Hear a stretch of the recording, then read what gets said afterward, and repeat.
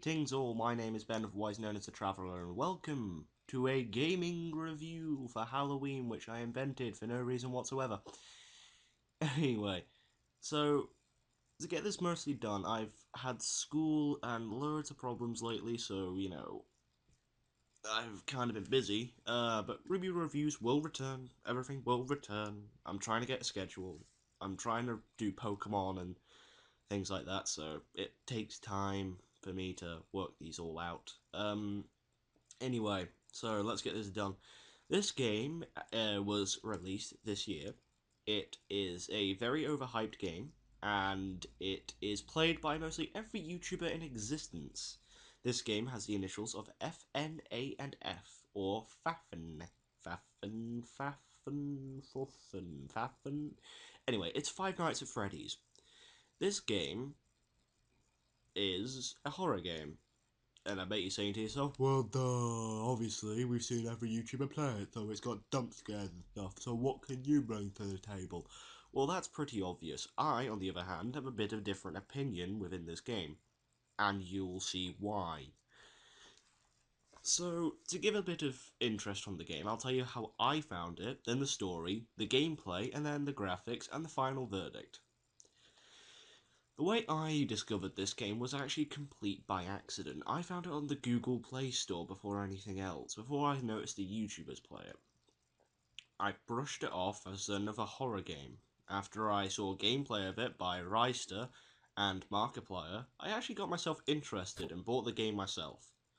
Also, considering of what people have been doing lately, this is consisting of people of like lower ranked YouTubers trying to get onto the hype train in order to get higher views with this. You know who you are. Top YouTubers can do what they want, they set the trends. Game Theory did the whole episode about it. Anyway, I actually just brushed it off aside until recently when I thought to myself the sequel was announced, so I may as well have a look at it. I bought the game and, well, I got to admit, I played it 5 times. Remember, I played this 5 times. I've not played it since. Just remember the number 5, okay, for me? The story. You play a man called Mike Schmid. I don't know, it's like Mike Schmidt? Mike Schmid? Anyway, I'm just going to call him Mike. Mike the security guard, essentially, is what he's known as. You spend 5 nights at a place called Freddy Fazbear's Pizzeria, owned by Fazbear Entertainment. It's essentially Chuck E. Cheese. This place has 4 main animatronics, 1 out of order, and 3 which are the main, funfair. You have Freddy Fazbear, obviously the main mascot of the place. You have Bonnie Bunny, the sort of, cutesy one. You have Chica the Chicken, the female of the group, or female token, depending on who you are, and Foxy the Pirate. I'll get into him later. Not literally. Knowing the amount of fan art about him, just trust me on it. This place has a bit of a darker tone to it than people actually expect. This place is home to murder, blood, and loads of things like that. And I bet you're all rubbishing in your boots, ready to know what this is. But one of the main things is the Bite of 87. This is the thing I'm going to focus a bit on. The Bite of 87 is essentially a story consisting of one of the animatronics biting into a girl's front part of her head and removing her frontal lobe. The frontal lobe is the very front bit of the brain, the one that, essentially can control free will and spirit, sort of giving you the mind of, who you are. Taking that out doesn't turn you into a vegetable, but it makes you very prone to not actually making any decisions. It's like killing your conscience, if I know my biology correctly. People have thought that this was all due to Foxy, and I can see why. Foxy has sharper teeth, unlike the other 3 animatronics who have blunt teeth. My dad is actually a dentist, and I've seen how these work. Sharp teeth are able to pierce through anything, and I've seen what happens if you actually have a metal tooth pierce through what seems to be a skull. And I'm telling you, they are razor sharp and they are deadly. So, we're probably seeing that it's Foxy because Foxy's actual stage, Pirate Cove, is out of order. Anyway, to the part where we're up to. You play as, again, Mike, and you are a security guard. Spend your first few nights at this place, and, well, it doesn't go well. Essentially, you get phoned up by Phone Guy, in quotation marks, who essentially gives you what seems to be rules and actual things that have been happening around the Fuzz Pizzeria, with him actually dying on the fourth night. The fifth night consisting of a backwards poetry thing of how humans and robotics should work and coexist together. I have no idea how, I believe what the internet told me. That's more or less the story you're going to get. I'll explain two other things near the end. You guys should know what they are. 3 stars, la la la la. The gameplay. The gameplay consists of a very easy thing. You're grounded and you can't move. You are sitting essentially on a chair with a laptop monitor which allows you to look through cameras. There are about 8 or 9. These will consist of only giving you a little bit of a view. Just a little bit of view of actual corridors and main places of where the animatronics will be. Each of the cameras will have a different effect on what animatronic you're looking at. Freddy will basically attack you from any way he can find you, and, well, essentially he can go through the doors, apparently. Chica will go from the right, and Bonnie will go from the left. Foxy will only arrive in different stages. Stage 1, peek out of the curtain. Stage 2, all body out of the curtain. Stage 3, basically runs after you, and you have to close the left door. If any of the animatronics are near where Foxy is, Foxy will immediately return. So I know, like, if Bonnie is near the corridor, Foxy will appear, start running down, and run right back. You can see what the running animation is. It doesn't look good. It looks like Sonic 06, to be honest. Anyway, there is actually a fifth animatronic. This fifth animatronic can only appear due to a poster and is called Golden Freddy. I have no idea who it is, so I can't give you my own opinion. To be honest, I just think it's the spirit of actual Mike himself living out his own fantasy of, well, something that happened. Now, with this, I just told you about the camera system, and that is it. You have literally a couple of cameras. One is actually have no video footage, only audio, and that is, I think, the kitchen, if I remember my actual layout correctly.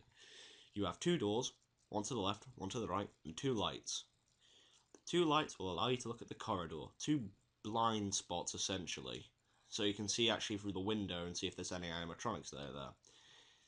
Then you can close the door so people can stay out. Now, there's also a power surge thing. So essentially, each night you start off with 100% of power, and you also go, and this will consist between the night period. Oh, and I actually forgot this. The night period consists from 12 p.m. to 6 a.m. That's 7 hours if I know my maths as well correctly. You have 100% to keep yourself prepared. So you lose power initially because you're using the light in the actual security room. Hence why when the power actually does go out, the light goes out from above you. Then you have the door lights, which will take down like twice the amount, so the door lights, then you have the doors themselves, and the camera. Each will drain your power, so you have to be very careful with what you do. Anyway, so... Oh god, I can't remember where I was now. Oh god, lovely. Anyway, yeah, I remember now. So you have to basically survive this night, and you have no hold bars. You need to make sure you live. If so, you get stuffed into an animatronic suit. And this is what puzzles me. When you die, you can see your eyes and teeth. The eyes are actually gouged out. That makes no sense. Do they... I know they work for an endoskeleton. I know animatronic there. I have actually worked with animatronics before because during one of my work experiences, I actually got to see what an animatronic is under the suit. I mean, I got to see what the exoskeleton looks like. It makes sense to me how essentially they could, like, shove a skeleton up. No, never mind. Well, yeah, I don't know how that works. If you know how it works, please, more power to you, but I'd like to find out. Anyway, so that's how the gameplay works. It's simple. You're grounded, you must survive, and that's it. The jump scares, I can leave to later. I'll leave to the graphics. This will be good for the graphics. The graphics are the animatronics actually do look realistic and actually show more scarier emotion while also having like the blood and the mucus actually have scenes in them. The actual surroundings and looks of and feel of different rooms look amazing. Everything actually does look amazing, and this was all due to design for that the person who Scott something essentially had a problem with. Scott didn't just create this game, he created multiple others. And with all the animals that he tried to create, they all look like scary animatronics. He used this to his advantage, creating a fully fledged 3D model of each animatronic. And trust me, they are darn scary. And Scott, props to you. But I'm going to tell you, you're more to the horror genre than you are fun platformer. Just saying. As a personal person who plays a lot of horror games, and I'm telling you that. Oh, remember that, I play a lot of horror games. That's something that will come up soon. Anyway, the graphics do look amazing, I admit, they're very nice, and I mean, I'm not one that cares for graphics, I'm the one that cares for gameplay. As long as gameplay, sound, graphics, and story all combine well with each other, then that's great with me. That's why I don't like Sonic 06, because none of them work together. Anyway, anywho, so that's essentially what it is, so I may as well go down to my final verdict. I don't care about this game, it was not scary in the slightest.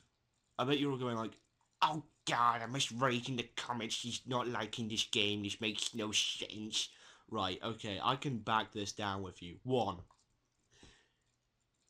Okay, I need to end this now. Objection! Okay, look to me. I can answer this very easily. The reason why it's not so scary is because it's not scary on the second time you goddamn play it. There are difference. It's not 5 nights, there are 7 nights. The 6th night is not as scary as long as you know a certain pattern on how to make sure that all the animatronics are going through. 7th night is a custom night. You can all put them down to 1, which is their AI level, to 20. I beat in 20. And I also did the 1987 one. So trust me, it can be not that scary. As long as you know what the jump scares are and you know when they're going to arrive, that only happen when you drop the monitor, and only Foxy is the one that doesn't do it without the monitor. It's not scary. I don't see why it is scary. It makes no goddamn sense. Sure, I'm probably certain that loads of you found that scary. I'm sure some of you have like you're very sensitive and you can get jump scared very easily, but I'm telling you, I was not scared after the second go. Look, it can be all summed down very easily. Each person in the world is different. They all have their own level on how to be scared. I don't get scared very easily by this kind of jump scare. I've seen it too many times. Slender, Creepypasta Land, SCP-17P, I think that's how you say it, all can be summarized as jump scare. Play too many of them, you get immune to them, and I goddamn played them all. Too many times to be honest, but anyway, Sonic 06 is scarier than that. Anyway, I'm done. That's why I kind of find this game not scary, and I'm not liking it because of the overhype. People overhype this game far too much, giving the actual hype factor too low. I will look at the sequel when it is released, I'll give it that. Actually, on my thoughts on this sequel very quickly, it looks very good. You have no doors, and you have a bit more of a survival technique, and each one has a different animation than just appearing in your face. Oh. Take that! Yeah, anyway. So, my final score. I give this game a 7 out of 10. Everything is actually not so bad, the graphics are great, and la-di-da like that. You heard what I said. As I said, the overhype and the actual way people have been presenting this game actually does lower the factor for me.